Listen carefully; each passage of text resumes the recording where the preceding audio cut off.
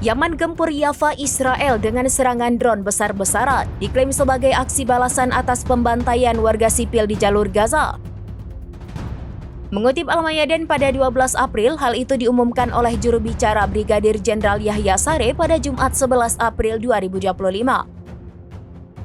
Lebih tepatnya, Angkatan Bersenjata Yaman telah melancarkan serangan besar-besaran terhadap Jaffa Israel sebagai tanggapan atas pembantaian yang sedang berlangsung di Gaza.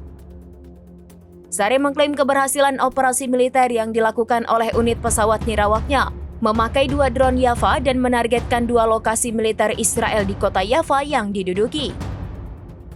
Sementara itu, Angkatan Bersenjata Yaman menegaskan kembali kesiapan mereka untuk menghadapi eskalasi apapun.